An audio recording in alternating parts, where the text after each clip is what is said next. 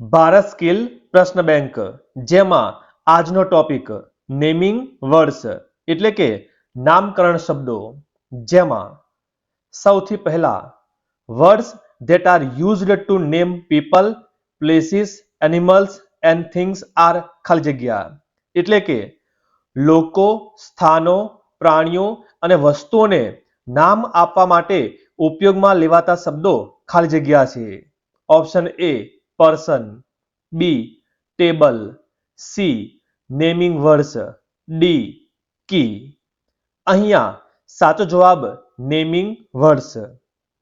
ત્યાર પછી naming words are also cold ખાલી જગ્યા એટલે કે નામકરણ શબ્દોને ખાલી જગ્યા પણ કહેવામાં આવે છે.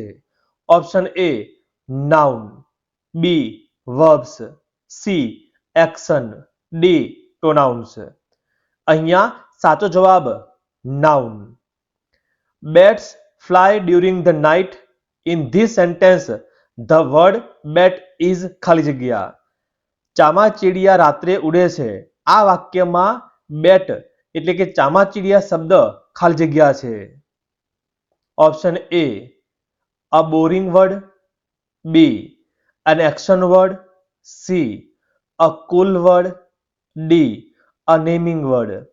અહીંયા સાચો જવાબ option D a naming word. ત્યાર પછી Ram was asked to measure his cupboard. It was 4 feet tall. Here feet means ખાલી જગ્યા એટલે કે રામને તેનું કબાટ માપવાનું કહેવામાં આવ્યું. તે 4 ફૂટ ઊંચો હતો. અહીં ફૂટનો અર્થ થાય છે ખાલી જગ્યા. Option A test, option B hand, option C leg, option D measurement. અહીંયા સાચો જવાબ ઓપ્શન ડી મેઝરમેન્ટ. અને અંતે John was travelling by bus to his village. He noted the names of places that he could see on his journey. What are these words called as? એટલે કે John બસમાં તેના ગામ જઈ રહ્યો હતો.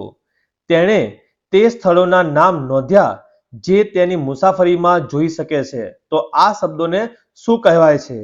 Option A naming words, B his, C that, D C.